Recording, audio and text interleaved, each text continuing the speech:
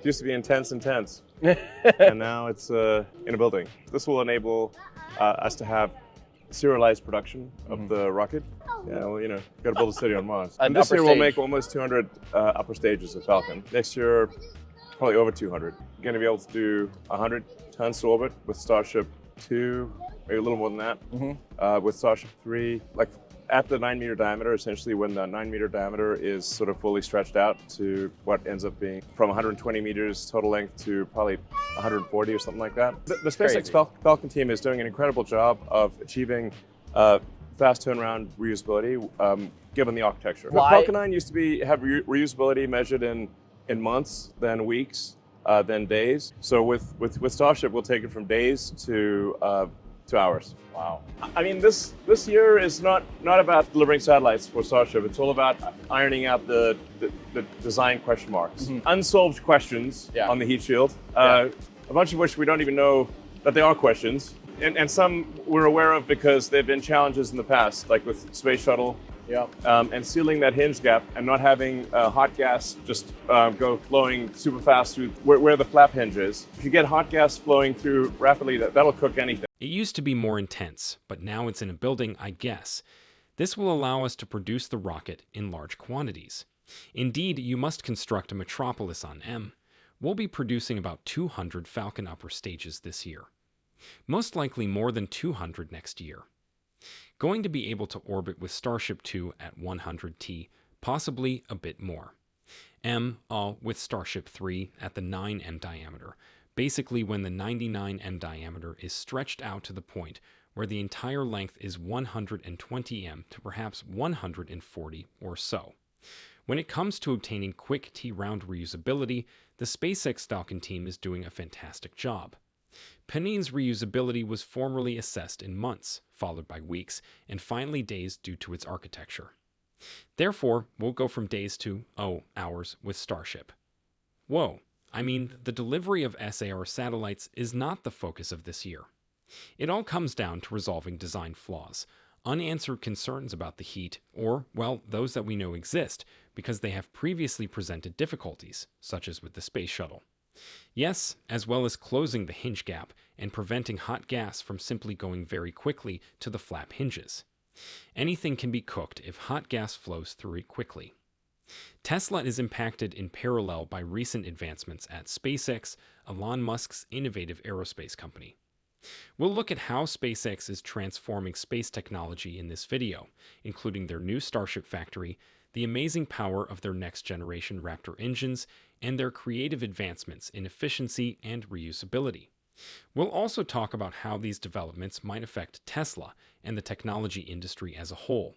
We're exploring every angle to give you a thorough picture of SpaceX's future and what it implies for both SpaceX and Tesla, from the difficulties associated with orbital refueling to the switch to all-electric actuation systems. As we dissect these fascinating advancements and speculate on their potential implications for investors, enthusiasts, and the direction of technology, stay tuned.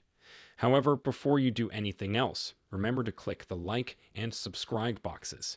Let's begin. By building a serialized production rocket factory, SpaceX is taking a bold step that is reverberating throughout the tech and space industries. This facility isn't just any factory, though. It will allow rockets to be produced on a scale never before possible. Imagine a plant so sophisticated that it strives to produce 1,000 ships annually. A new ship may launch every 3 days, as they are currently prepared to construct 100 ships a year. Just think of how much organization and accuracy that calls for. Let's now discuss the Starship, which is the centerpiece of SpaceX's ambitious ambition. With the ability to lift more than 200 tons into orbit and being completely reusable, this rocket is a formidable force in the aerospace industry. Yes, it is intended to travel into space and return for further usage. This is about making space travel more effective and sustainable, not just about cutting prices. The improvements they're making, like as improved heat shields, better engines, and less propellant, are going beyond what we previously believed was feasible. Beyond these developments, Starship is serving as a pillar for SpaceX's interplanetary aspirations and laying the groundwork for upcoming trips to Mars. For the type of frequent economical travel needed to support human existence on another planet, its capacity to manage several launches and landings is essential. Additionally, the technology created for Starship has the potential to completely transform earthly transportation systems by indicating quicker and more effective means of traveling between far-off places. In the end, Starship is a plan for the future of human space exploration, not just a spacecraft. For those who are keeping up with technological developments, this is where things start to become really fascinating. SpaceX is advancing the art of reusability in addition to producing rockets. The emphasis is on how quickly these components can be turned around and flown again, even though the upper stage is being used. The boosters return to Earth and can be flown again, and the fairings are reused. What distinguishes SpaceX and lowers the price of space access is this degree of reusability. You may wonder what all of this means for Tesla. Well, innovation and scalability are two fundamental principles that SpaceX and Tesla share. Tesla's electric vehicles and ambitious production targets are reinventing the automotive sector, much like SpaceX reusable rockets and ambitious production scales are revolutionizing space technology. These businesses are good examples of how using technology and having a big idea can result in revolutionary developments. As SpaceX develops, it not only increases curiosity in space travel, but also strengthens Tesla's position as a pioneer in technological advancement. Every rocket production accomplishment for SpaceX is a reflection of Tesla's expansion and dedication to environmentally friendly technology. As Americans observe these advancements, they serve as a reminder of the strength of creativity and progressive thought in our nation. Every launch and invention from SpaceX aims to inspire and lead the way in technology, which is exactly the same as Tesla's goal in the automobile industry. It's not only about exploring space.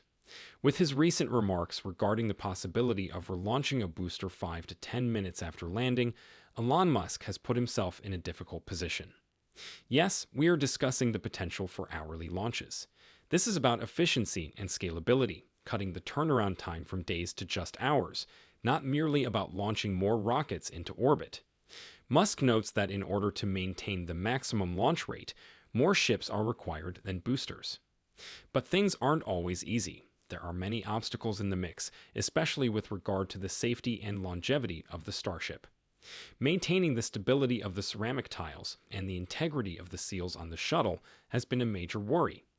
In particular, in the harsh conditions of space travel, the seal at the flap hinge area must be strong enough to stop heated gases from causing damage.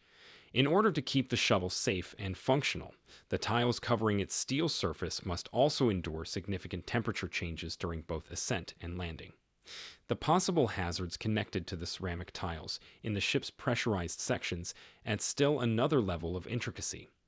It may be possible to handle tile loss in unpressurized areas, but pressurized areas provide a very other challenge. In order to combat this, SpaceX is thinking of adding a backup shield underneath the tiles to increase the ship's durability and stop disastrous malfunctions. In keeping with its ongoing commitment to innovation, the Starship also discusses regenerative cooling, which is an essential technique for controlling extremely high temperatures. Along with discussing novel cooling techniques inside the tank, the discussion explores active regeneration and contrasts it with transpiration cooling. SpaceX's dedication to not only breaking down barriers but also turning them into stepping stones for future technology is demonstrated by this degree of meticulous engineering and problem solving. Connecting this to Tesla, it is evident that both businesses are expanding the boundaries of what is feasible in their respective industries under Musk's direction. Tesla is breaking new ground in the automotive sector with its electric cars and cutting-edge battery technology, just like SpaceX is with its quick launches and sophisticated cooling systems. Both businesses focus on improving the efficiency of their products to make them more usable and efficient, rather than just developing cutting-edge goods. This dedication to quality and innovation represents a common philosophy that keeps generating enthusiasm and growth for both SpaceX and Tesla.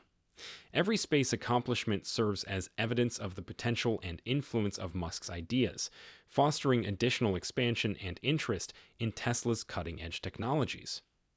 Adding to their inventive initiatives, SpaceX is now extensively working on constructing a reusable orbital heat shield. Creating a heat shield that is both intact and reusable while withstanding extremely high temperatures during re-entry is the primary difficulty here. A fast reusable orbital heat shield is required for the first time. No one has ever done that, I guess. Isn't it a challenging problem? Thus, that is the fundamental issue that still exists, in my opinion. The objective of this flight, as well as the flights that will take place during the remainder of this year, is to overcome the intense heat in order to ensure that the heat shield endures. The ship is still in service, and it can navigate to a designated spot and do a landing burn in the ocean. However, I believe we're rather near to that. We can perform a boost back and an aero-controlled fall to a designated spot, start a landing burn, and get caught by a hypothetical tower if this launch works flawless.